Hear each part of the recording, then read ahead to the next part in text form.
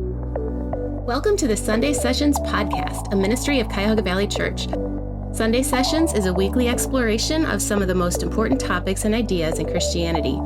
Each week, we bring you thought-provoking content designed to equip you to follow Jesus more passionately. No matter where you are in your walk, there's always something new to discover. Whether you're looking to expand your knowledge or be challenged in new ways, this is the place for you. Let's get started. All right, good morning, everyone. Good morning. Wow, thank you for saying good morning. That was a perfect lull. So I am really excited. We are doing this morning our panel interview. We're wrapping up our Equipped Parenting series. And thank you to you guys who have been able to join us for multiple weeks. It's been a lot of fun. And so up here, we, as a reminder, we're all wearing these clunky microphones because we do record this and we put it on our podcast. The first 3 weeks of Equipped Parenting are up now and ready to go on that podcast. So you can listen if you missed a week, or if you want to listen back to something wonderful that Dean said a few weeks ago, you want to hear it again, or if you want to share it with someone, you can do that now. But because we're doing a podcast, we're also all going to introduce ourselves today. And I wanted you to know that because some of you might be like, man, Becca, you've introduced yourself 4 weeks in a row. I super know who you are now. But we're doing that for the sake of people who might be listening in. So we have some prepared questions today. You guys submitted some questions for us, I think 2 weeks ago or last week. And then we have a couple of questions we've prepared as well. So we're going to bounce around a little bit. And if there's time, we're going to open it up to questions from you guys today as well. But I'm excited to see just all the things we're able to talk about. We've got some great voices here to speak into what we're thinking about. And before we get started, Lauren, will you pray for us? Yes. Thanks. Father, thank you that you have given us children, a good gift from you. We praise you because you give good gifts. And Father, we want to steward the gifts that you've given us well. So will you give us wisdom? Would you give us discernment? Would you unify us in our marriages as we seek to teach little ones about who you are? Oh Lord, we desire so deeply that every child that is represented in this room would come to know you. And we pray that they would do so early. As our teenagers say, that they would have a boring testimony. What a great gift from you. And so, Father, would you give us up here wisdom in our words? Would you keep us from saying things that are false? And maybe we follow the Holy Spirit in what you would have us to say to these parents. It's in your Son's name we pray. Amen. Amen. So if you guys have been joining us over this series, we've been looking at a couple of questions. We've been thinking about how we can be an equipped parent, equipped to disciple our children. And we've talked about how we can parent intentionally, how we can parent with a plan, and how we can parent looking ahead as well as having our feet rooted in the present. So my name is Becca. I am the Director of Community Life and Women's Ministry, and I'm going to be moderating today. I told someone earlier, I just had to make sure that I was not going to be on the panel. So answering questions about parenting. So today we have with us Lauren and Denise and Dean. They're all on staff with us here, and I'm going to give them an opportunity to share a little bit about themselves. Guys, I'd love to know your name, how long you've served at CVC, so kind of your professional background, what have you been trained in, and what does your own family look like right now?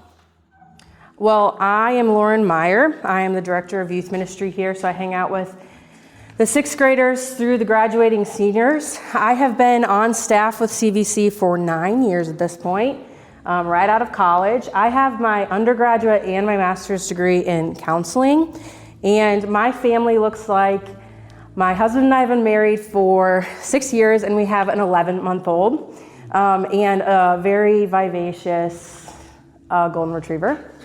So I will be speaking not necessarily from my 11 months of experience, because who's going to take me seriously there? But I will be speaking. I have 9 years of families that have walked through CVC Youth, middle schoolers and high schoolers, and I'd like to think that the Lord has been gracious and taught me a thing or two by watching. I'm Denise Petek. I've been the children's minister here at CVC for 23 years. I've been married to my husband for 37 years, and we have launched 4 children who love Jesus and are adulting well to the glory of God. They are now, my youngest is turning 30. She's my only daughter, and I have 3 boys who are 30, 32, and 36. That's awesome. My name is Dean Siley. I've been here for 21 years in different capacities. Have my master's in professional counseling from seminary. Susan and I have been married almost 19 years at the end of this month.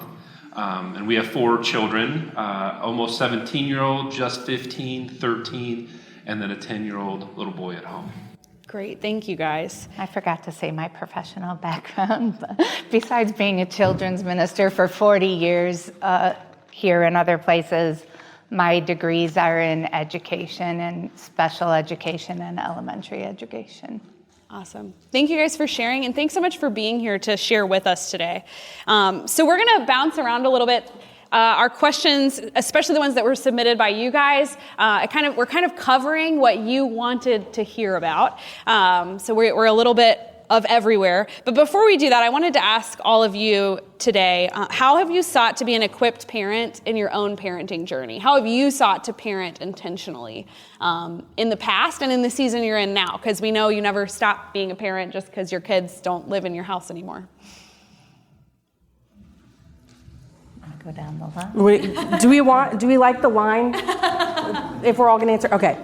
So again, I have 11 months of experience, really a lot of experience. So my husband Austin and I, we had a season of infertility with several miscarriages. And so that season of waiting really was difficult. If you've been through infertility, you know. And what we saw, we look back now and see as that time of waiting prepared us, as Dean talked about last week, to be emotionally healthy people. Now, that's not to say that we're great at it all the time. If you've come from dysfunctional family, it's difficult. It's difficult to break patterns and habits. But during that waiting period, we spent a lot of time in counseling, talking through our feelings, recognizing how we're feeling. And then now we get to teach Henry, who is our son, how to do this. And we're not going to do it perfectly, of course. But that within the 11 months that we've been doing it, he's already sharing that he's angry with us all the time. Or that he's mad that the food's not coming. No, I'm just kidding. But I think that's really where we're at. I can't give you a ton of specs on how it's going because we don't have a ton of feedback yet. But I think that's super important, emotional health. So.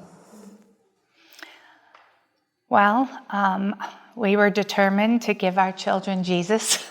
So we spent a lot of time living out our faith loudly in front of them and teaching them truths from God's words.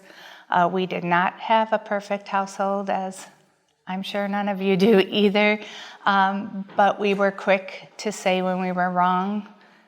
We had a line in our house that said, "I'm sorry, I was wrong," and that came from us as parents, and we expected that from our children. And my husband especially was very determined to teach our children independence. So independence in their faith and independence in life skill. And we also had another phrase in our house, that trust is earned. So as long as they earned their trust, we trusted them. Yeah, and for us, I would imagine most of us didn't come out of homes that had intentional parenting. And so not only did my wife and I not come from homes that had intentional parenting, good homes, we came from very different sides of the tracks in how we grew up. And so there was a lot of these nuances to how we thought about the world and how we operated in our marriage and raising our children that forced us to really start to think, how are we going to be intentional to do this? And so I think really looking at our background, what we're bringing to the table from our own past, and bringing that to the table and being able to think through what is it that we want and how can we be united, even though we come from very different backgrounds, how can we be united together with one common goal and vision? And it's very challenging at times. There's times where I'm like, why did you even think that way? Because I would never do it that way. And being able to have to work those things through versus the old way of dad just is gone at work all day and mom just takes care of the home and deals with the children, like, how do we think differently? And those things has been really challenging for us, but it's forcing us to be intentional. Thanks for sharing that. So the next questions, we're going to jump into some of the questions that these guys asked us. And I don't want you guys to feel like you have to answer everyone. So feel free to jump around. If you do all have answers, that's great too, but I don't want to put that pressure on you. So we're going to start off with a question that one of you guys submitted. It says, this is a good question. How do you both A, have consistent rhythms, and B, parent uniquely for different ages? So one of the things we've been talking about in here is being consistent. Dean, you talked about the importance of consistency. And Raquel did too when she talked about her parenting plan. But we also know that like different kids are different kids and different ages need different things. So how do you think we can balance consistent rhythms and parent uniquely for ages? This person that shared, they have a 9, 8, and 5-year-old, and they said often the oldest feels like we're babying her. So if we're teaching our kids or we're giving them allowance, do we give her more? How do we balance the different ages of our kids? I would say that your children are all individual, whether they're close in age or far apart in age. You need to parent them each towards their personality and their what works for their personality. We had a lot of family togetherness. Meals were very important to us. Bedtime was very important to us. So bedtime, for example, we would all go in one bed and we would read our Bible story, we would sing worship songs, we would pray. When the oldest one was like done with that, I let him go to his own room and read his Bible independently. When I was done with the younger ones, I would go in and talk with him and pray with him. But they definitely will let you know when they're wanting a little more independence or wanting to break away, and you just need to have open communication and talk to them about it. And he would tell me, like, sometimes when I would pray with him, he's like, yeah, I feel like you were just lecturing me through your prayer, or just telling me things you wanted to tell me through your prayer. And so I had to say, okay, maybe you were right on that, and correct myself. But, be listening, because you can learn a lot from your children also. Yeah, I would add, the first thing is, I think, is a level playing field is, we want to teach the characteristics of how we want our children to emulate Christ. So it works for all ages, is the characteristics of Christ and who we want to be. So for instance, in our home, we're going to be kind to one another. We're going to be loving. We're going to speak respectfully. We're going to talk about attitude. So it doesn't matter if you're 18 or 5, we have this across the board of what we want to do in developing their character. So I think that's really important. And then to what Denise is saying, as they grow older and more responsibility is needed, we can adjust based upon age. Like, my son who's 10 goes, Dad, 9 o'clock's too early for my bedtime on the weekend. Okay, let's talk about that. Like, let's talk about maybe 9:30 or a little later because something's going on. We can negotiate those types of things. But the character is where we want to have a level playing field of like, this is what we want to build into. So oftentimes, one of the phrases I'll use in my home is, hey, Zeke, my son, that's not the way a son should talk to a dad. Or to my daughters, that's not the way a daughter should talk to mom.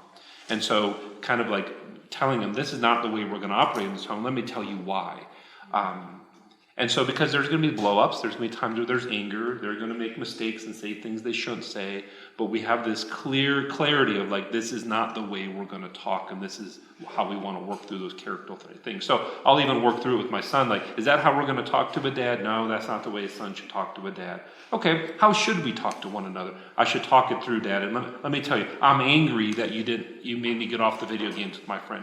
Hey, that's awesome. I totally understand that. Maybe we can go back to video games later, but right now we need to take a break and do some other things. So I think that's really important, is the level playing field of building character, a godly character into our children.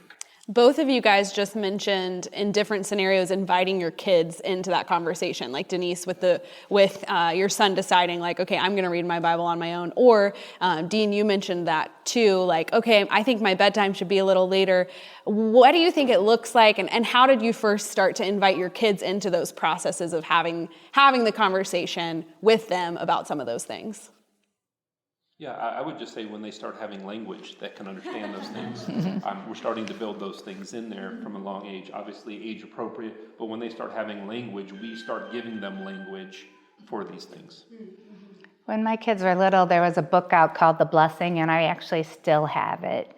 And it talked about the importance of words on your children and the effect of words on your children. And so that always stuck with me, how important words were. We also did a lot of identity in our household, what a child of God looks like, but also what a Petek looks like. A Petek shakes your hand firmly and looks you in the eye.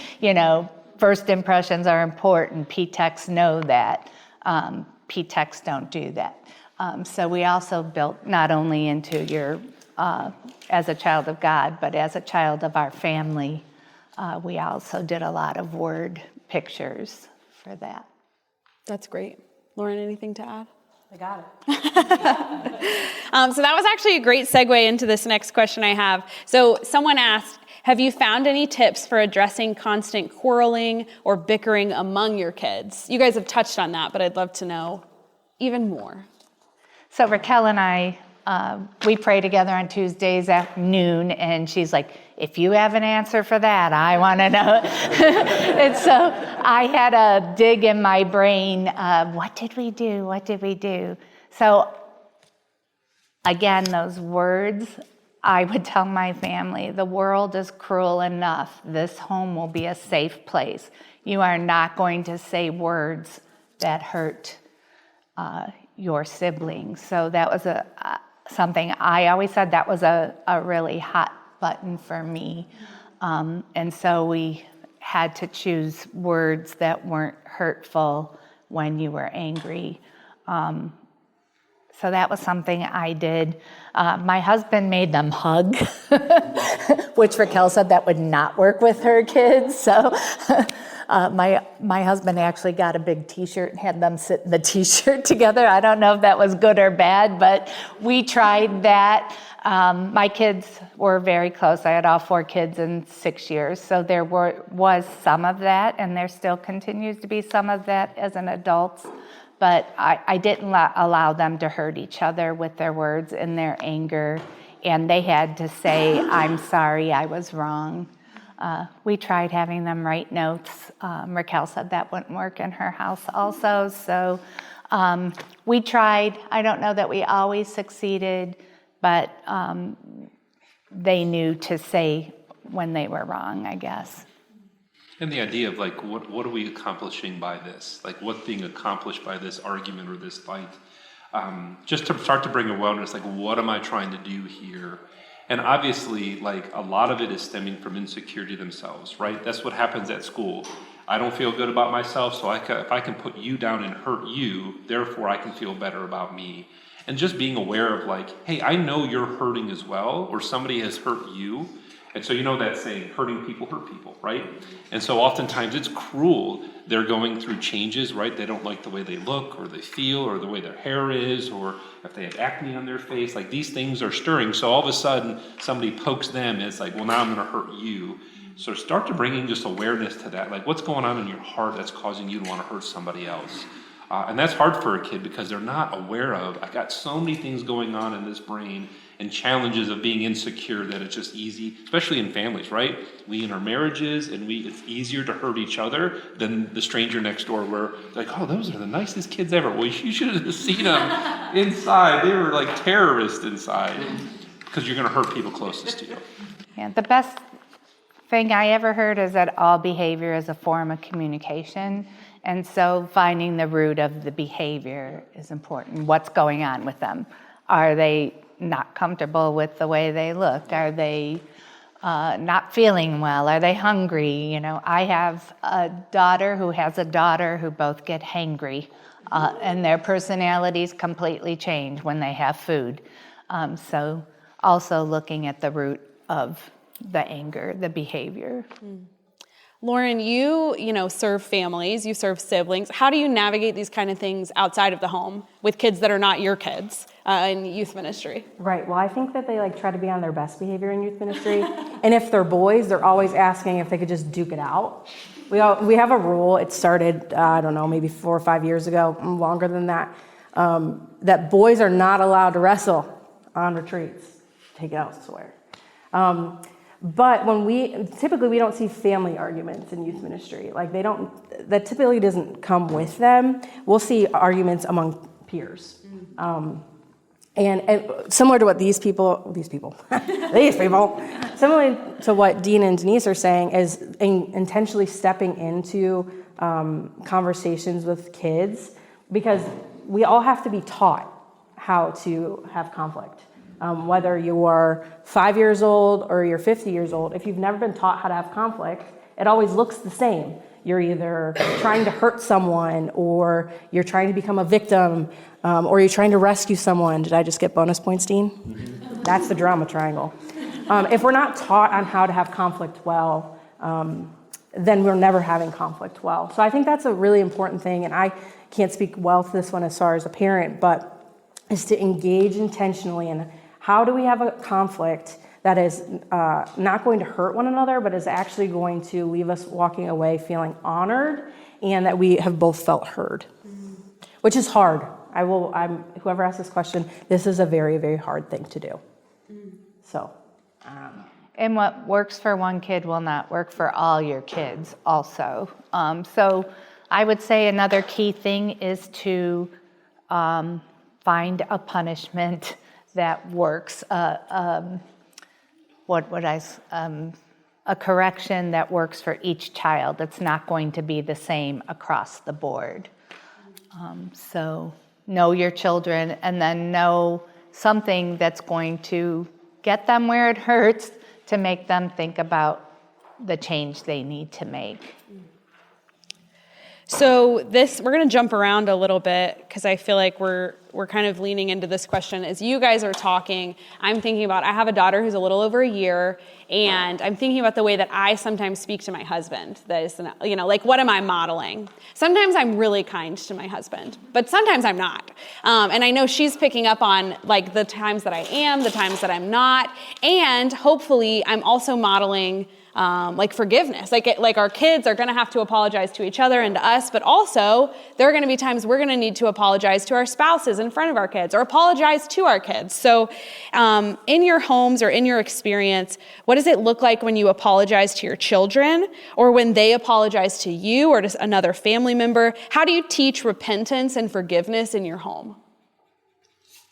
Yeah, similar to what I was saying earlier, when I try to share with the girls or with my son, hey, that's not the way a daughter or son should talk to her mom and dad, I reverse that and say, hey, girls, or to my son, that's not the way a dad should talk to their children. And I was wrong for doing that, I'm sorry. So both ways, hey, I want you to realize that that's not the way you're supposed to talk to me.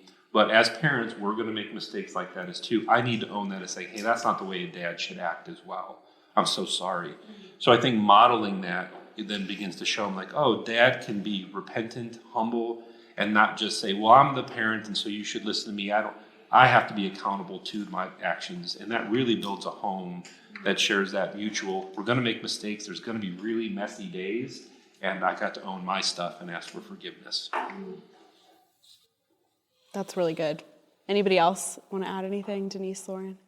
I already said, I'm sorry, I was wrong, and we did that to each other and to our children, and whether it was them having to say it or us having to say it, that was kind of our policy. And I would say the parent arguing is probably the area Tom and I fell the shortest on, didn't do the best in front of our children. We're a loud house, and we're all very passionate, loud people, and so we did have a loud house, but that made us kind of fun too.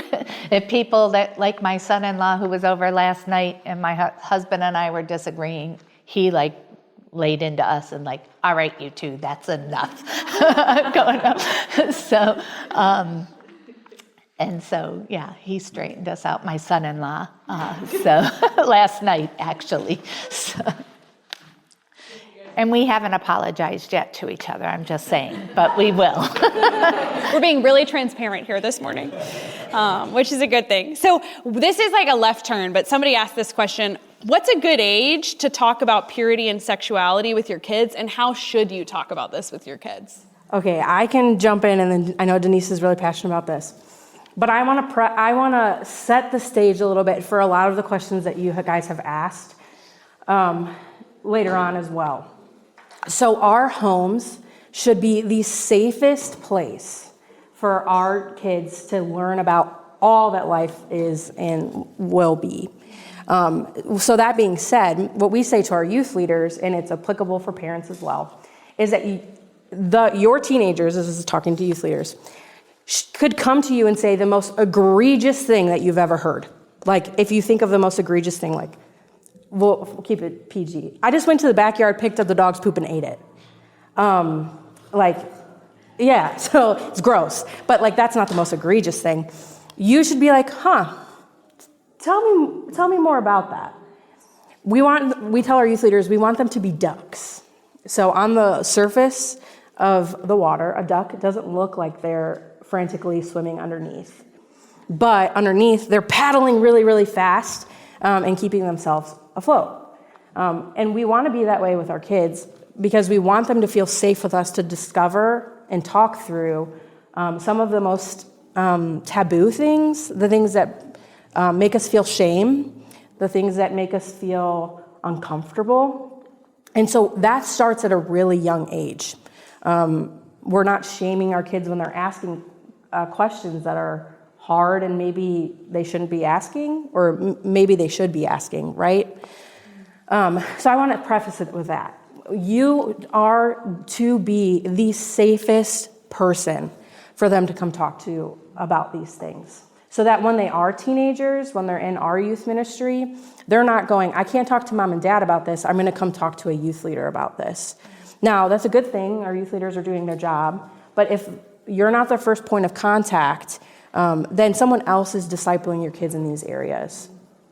So that kind of lays the groundwork for some of the questions. When it comes to this, I'll let Denise talk about when you should introduce it. I'm going to say if you are sending your kid to our youth ministry and you have not talked to them about purity, sexuality, and all of the icky stuff, it's probably too late. They probably have already heard about it. They probably have already seen things, and they've probably already talked about it with their peers. Now, at summer camp, these cute little fifth graders, they're so cute. They come in and they look so innocent. The statistics would say that almost 100% of them have either talked about sex with their peers or seen it on a screen. And you might think that not my child. Statistics are statistics for a reason. So we want you to be the first person, the first people to talk about what God has designed to be a good thing and remove the shame from it. Now, when it comes to what age, I don't know. I'm not there yet. From the time they're born.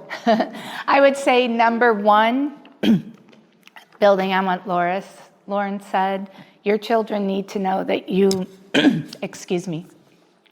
that you love them unconditionally. I'll tell you, in my 40 years in children's ministry, I've had a lot of parents withhold love from their children when they've told them things about their sexuality. And that breaks my heart. You need to love your children unconditionally. Love is not something that you can take back. So children need to know you love them and that your home is a safe place.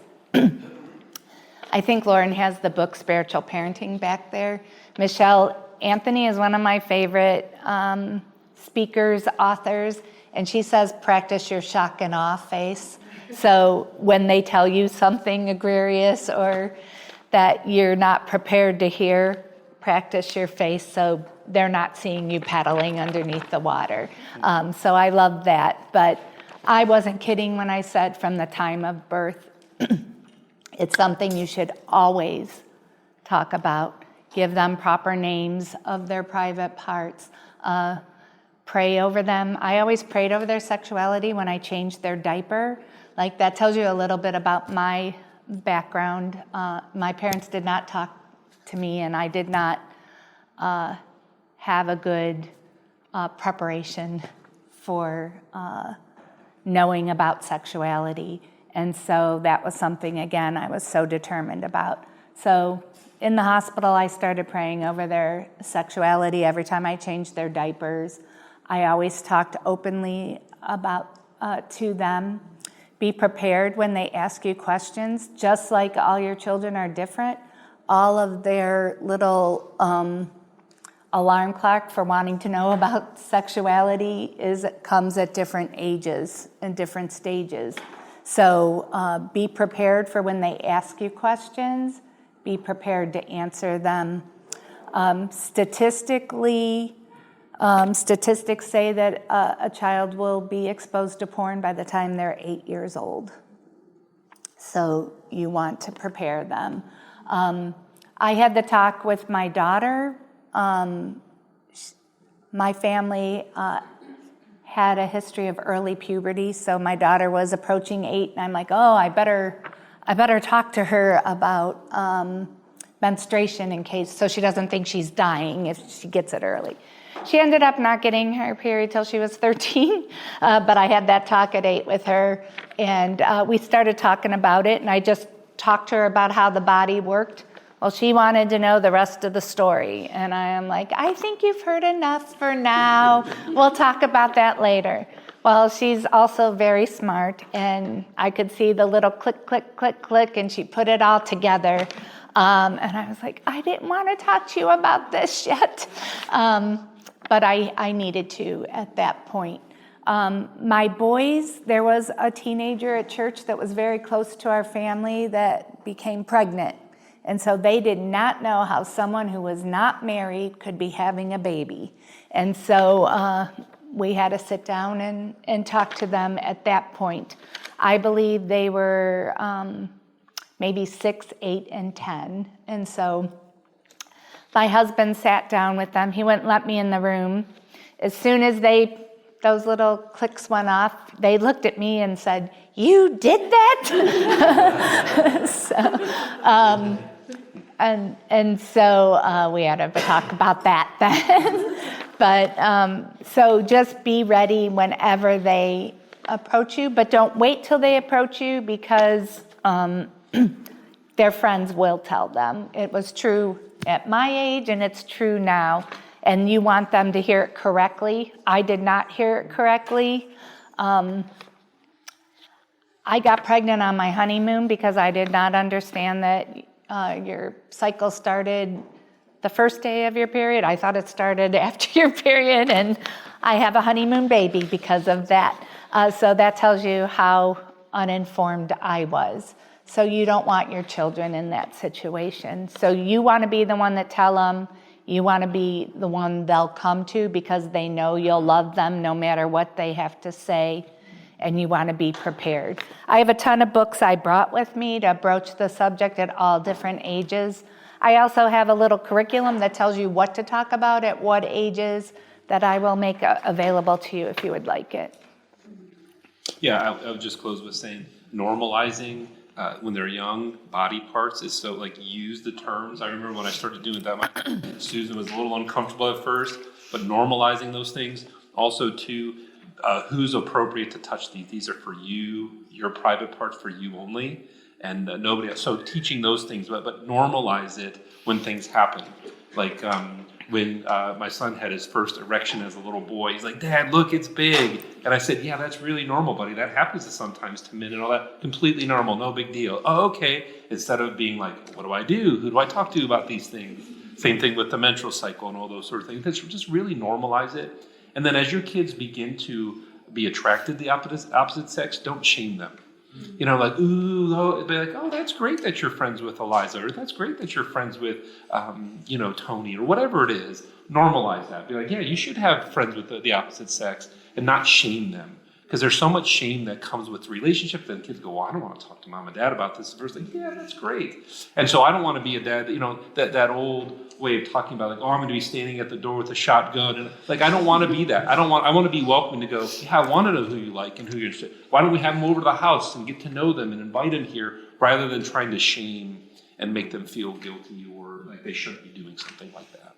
And I will tell you, my boys did not like girls till 11th grade. All three of them did not have a girlfriend till 11th grade. And so there is a scale of when that little click goes off that I like the opposite sex. And especially today with the transgender, homosexual stuff being so out there, don't panic.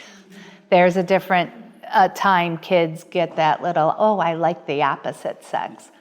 And also too, like, you'll probably agree, like, when you hear your kids start to use terms and like step into those things, like, hey, where did you hear that from? Because I don't think you understand quite what that means. You know what I mean? So that also invites, because they're trying it out without going, hey, Dad, what's this mean? I'll hear them talk about things, and I'll step in and go, you tell me, what do you think that means? They're like, I have no idea. Can you tell me? Yeah, sure. Let's talk about it. I mean, there's a whole new language out there that I didn't even know, like skibbity and riz, and I don't know if you have kids those ages, but I'm like, what? These are words? You're speaking in brain rot, Denise. Yes, so Lauren could probably help you with what the current language is, but it's changing. I've given up. All the time.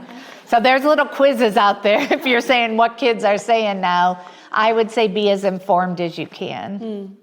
Dean, I'd love for you to answer this. I think when we think about talking to our kids about purity and sexuality, this is an area where parents can have grief, because you might think like, oh, I should, like, my child saw something with that friend. I should have known that would happen. Or I should have talked about this earlier. I should have done this on the computer. Like, Dean, how do you think we as parents can process some of that grief and not get stuck in it while we help our kids navigate these things? Yeah, that's exactly it, is being able to acknowledge that those things are going to happen.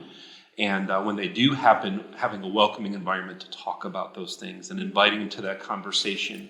And so I think you hit the nail on the head, Becca, like, becoming aware of, hey, there's going to be things on TV and in movies, and that's going to be out there, and start to normalize that, how do we handle that when those things happen, but we're not going to shy away from the conversation about those things. I think that's an important piece. Okay, thanks, Dean.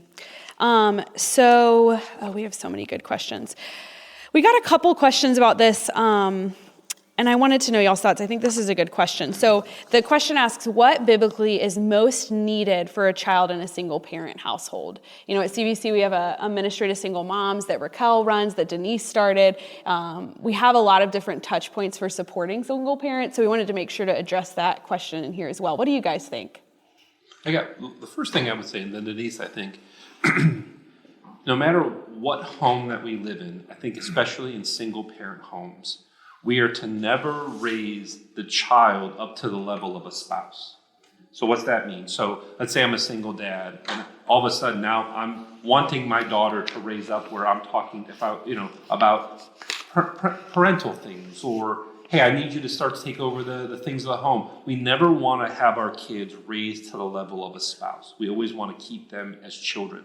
I think that's hard for single moms, to not take their sons and think, hey, I'm going to put you up at this level, or I'm going to talk to you about my bad day and complain to you about my boss at work, complain to you about my mother, or something going in the family where we're raising up there as like a peer level. We never want to do that with our children. Our children need to stay children, and I need, if I'm a single mom or dad, have adult relationships where I can talk about adult things. I don't want to do that with my child. This kind of goes with the first and the second question. There was another question asking about, can a single parent provide what God has intended for the other parent to provide? So single mom provide for their kid as a mom and a dad, or a single dad, vice versa, and as well as this.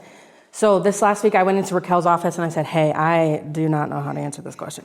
And she goes, Lauren, the Lord is sovereign and understands that there is brokenness in our homes.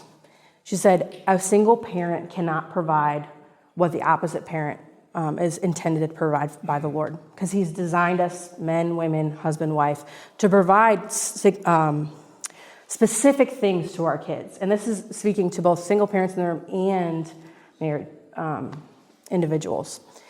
And in every home, whether it's a single parent or two parents, there is some level of deficit, because we are sinful human beings. So a kid coming from a single parent home has a deficit of the opposite parent. Or maybe, as we've been talking about, the intentional parent and the absent parent and the other ones that I clearly remember and not saying, there's deficit if we're not intentional parents all the time. And there's grace for those things when you fail, because you will. The Lord is bigger than our failures, and he's bigger than the absence of another parent in the home. And also, there's two-parent homes where someone is a drunk, or there's a two-parent home where someone is abusive, emotionally, physically, spiritually, and it may even better, and I think maybe this would be shocking, it may even be better for that child to have been in a single-parent home than an abusive home. And I don't think that we think that way, because it's kind of shocking to say. But after talking to the expert Raquel, you can't provide what God has intended the opposite gender to provide in your home. And that's okay. Mm-hmm.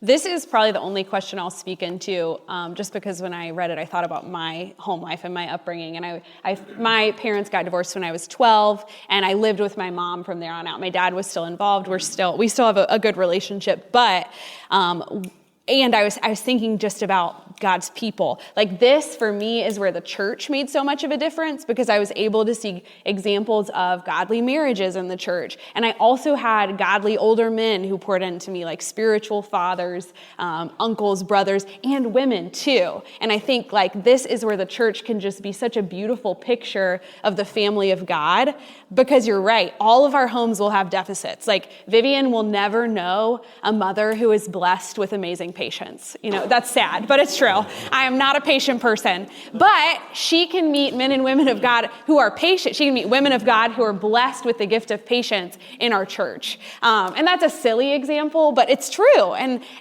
God's people are able to minister to one another in just such a beautiful way. And that's really good to remember as we think about our own deficits as parents, whatever they are, is that the church isn't the answer to all of that, but it can be such a beautiful piece of the picture. So I'm going to ask one more prepared question, and then we have a little bit of time to open it up. No middle school in here, so if you go over a little bit. Oh, great. Okay, then we might go over like 5 minutes, but get up if you need to. So this is the next question. Somebody asked, what's a good age to introduce cell phones? But I actually wanted to zoom out a little bit. In what ways should we think about the type and quantity of media in our homes? Like, how can we help children deal with media in our homes and outside of our homes, including cell phones? Because I think I think about this all the time with a 1-year-old. Like, she picks up my phone, she knows it should be held like this. Sometimes we watch Mr. Rogers, and then I'm like, is it too much? Is it not enough? Should we never turn on any TV? Should we throw it outside? Like, I don't know. I never know what I'm doing. So what do we do, guys? So I have the middle school and high school students, so cell phones are prevalent in everywhere and those type of things. When they get to 18 and you send them off, or a different age that you send them off, there's media. And media is not inherently bad. However, it can be bad if it's misused, if we idolize it, if we use it for sinful things. So when we have things that are not inherently bad, this is modesty, for example, as well. We talk about this with our young ladies. We do not want to, in youth group, and this is maybe different for homes, but we do not want to set hard and fast lines when things are not inherently bad. Rather, we want to teach our children, or teach our students, your children, how to utilize the things that are not inherently bad or inherently good in a way that is both glorifying to God and good for them. So media is one of those things. So if we have hard and fast rules all the time that says no, yes, you only watch it an hour a week and you don't have your cell phone until you're 16, but we never teach them how to consume media. Then they will get to 18 and not know how to consume media and will be off in their college dorm room playing video games for 6 hours a day. I just came back from junior senior retreat an hour ago. I was with the juniors and the seniors all weekend. I don't know how I'm functioning. But one of the young men there was like, I think that the Lord is convicting me from using video games for 6 hours a day. And I was like, yeah, I think that's probably right. So when it comes to media, and it comes to cell phones, I have my own opinions, of course. But it is our job as parents to teach our kids when it comes to those neutral things in our homes, like media, how to do it and why we do it that way. So media, like I said, modesty, their scheduling, like busyness, that's another thing that's not inherently good or bad. We want to teach them how, not necessarily yes, no, right, wrong, because some of those things are a little bit more gray. Mm-hmm. There's also screen time also rewires their brains. So if you guys can do some neuro research, and it's not good for their brains to be on that stuff all the time, being in that screen and not like reading books or playing outside or how to wrestle with other kids on the playground and how to deal with conflict. The screen time actually rewires their brains in a negative way. And so while it's going to be part of their lives, we've got to teach them how to do it well, but also as parents, like I saw somebody the other day, their kid was acting up, just hand them the phone, and all of a sudden the kid's like, it's a dopamine hit. It's like, this is going to soothe me from having to behave in this environment or learning how to interact with adults. So just know that lots of screen time begins to rewire their brains and not for the good and those sorts of things. But it's going to be a part of life, and how do we manage it wisely in that? And you have 18 years. You only have 18 years. The minute they turn 18, go off to college, your role as a parent is not the same. And so you need to parent them through that. You're raising them to independence in living, in their faith, in technology. So you want to parent them through the technology. I would say they don't use technology privately. So you know what they're looking at. There's all kinds of apps out there. I'm okay with spying, with knowing what your kids are doing, and that's parenting opportunities if you see them, that they've been looking at something they shouldn't. Flip phones are back. Do your kids need a smartphone? That's up to you. Flip phones are available again. We used my kids are older, they're your ages, so they didn't grow up with smartphones, but we needed to get them phones when they needed rides, so they were not left abandoned somewhere. And so a flip phone will do that. They can call you in an emergency. They can call you for a ride. But I would say no computers in the room. Take their cell phones at bedtime and at meal times. Even parents, I have a little Candy Crush addiction, puzzle addiction, and so I need to be able to put my phone down also. So again, lead by example. Nobody's on their phone at meal times. You can put a bowl in the middle of the table. But and I would not, like I said, have their phones or computers in their rooms at night.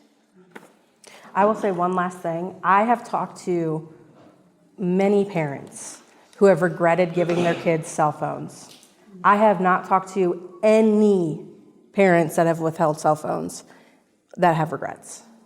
It's true. We take their phones at summer camp because there's just a lot of, our prefrontal cortex aren't solidified and like ready for full use until 25. So you give these kids the power of the internet in their hands, and Lord, this weekend I was like, dear Lord, put those phones away. I've never talked to a parent that's regretted waiting, ever. There's even parental options for television that you could put on your TVs. So use your parenting tools And be involved. Be involved in what they're looking at, what they're watching, who they're talking to. Can I ask a question, Lauren? Can you flush out what you mean by you're not saying yes or no? Because there's okay, I don't want to give you're not going to get a cell phone until you're 16. Say that's an example. Right. But how are you flushing out when you say don't just say yes or no? Show them how. What do you mean by that? Right. So I'm going to use a different example for this instead of cell phones because I think this will help us understand. We have a rule at summer camp that girls are not to wear 2 pieces. They should wear 1 pieces. Well, I had a mom come to me and say, "Hey, I really would like her to wear a tankini," which, if you don't know, is a full top and then a separate bottom for medical reasons. There was a medical reason.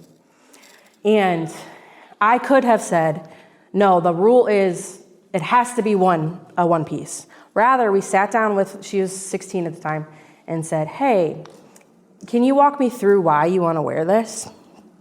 And we flesh out, is it wrong to wear a tankini? No. The rule is that you're supposed to wear 1 piece. And so your rule might be, we don't have a cell phone until 16 for XYZ reason, but we want to teach them why is that rule in place.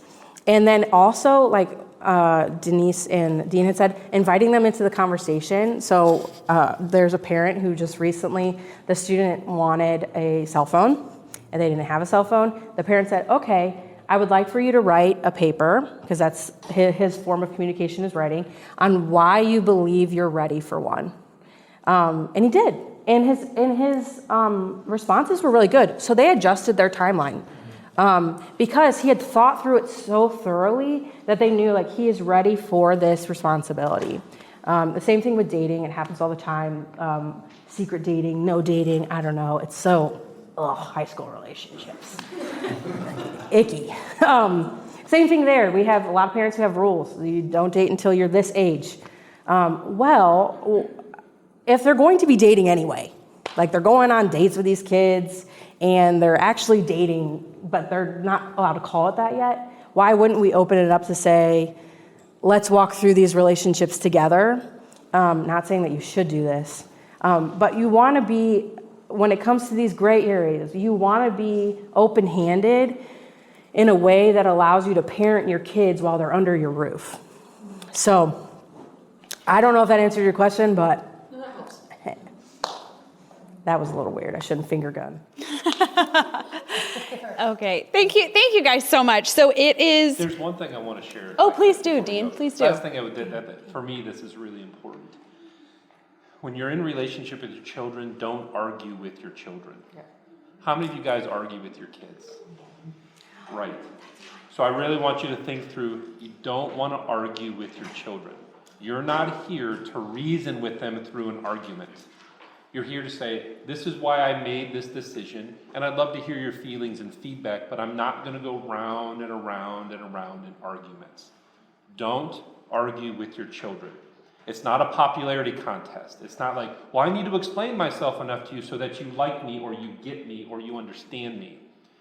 So I would say be very clear. No, we're not going to get ice cream. And then all of a sudden the arguing and all that starts, right? It becomes a big issue. And then, this is why we're not, versus, I don't think we're not having ice cream tonight because you already had some yesterday and we're not doing it today. But we're not going to take the whole car ride home to argue about it. So don't argue with your kids. It's not a popularity contest. And the last thing I would say is have your own life. Your life did not revolve around your children.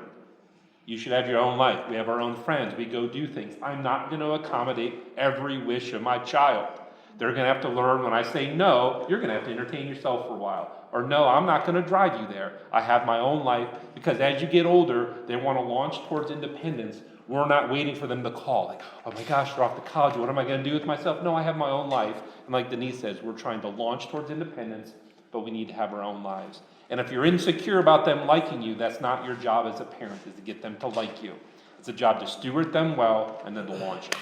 So I think that's important. I would say too, know where you stand on these things before you are put on the line for it, So my kids knew that the ratings on video games, they were only allowed to play video games or And so actually my kids went to a CVC Youth event and they were playing an R-rated game, but it was just aliens. That was before, yeah.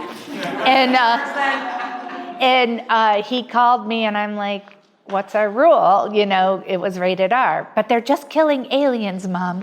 And I said, well, I can't play the whole game. It's rated R for a reason. So no, even though the whole youth group is playing it, I'm not going to play that game and find out why it's rated R. And so they knew that was the rule. So then he had to write a persuasive paper at school. He wrote a persuasive paper at school why he should be allowed to play that game. And I still said no, because I wasn't going to play the game and find out why it was rated R. But those ratings were for a reason, and he knew that was our family rule, what games that he could play. I also read books that they were asked to read at school, so I knew what they were reading so I could talk to them about it. It's work. And if you take your calling to parent your children seriously, sometimes you got to put in the work. And, they were reading Holes, and I read that the child was disobeying her parents to go off with this kid. And I'm like, well, I'm going to read that book and find out why this child is disobeying her parents and why it's okay, So I ended up loving the book. Well, thank you guys so much. This has been a lot of good information. We don't have time for questions, but the last other questions. But the last thing we're going to do is Lauren and Denise and their teams brought some resources, and so we have a giveaway. So Lauren is going to run that for us. Thank you for joining us for this episode of Sunday Sessions.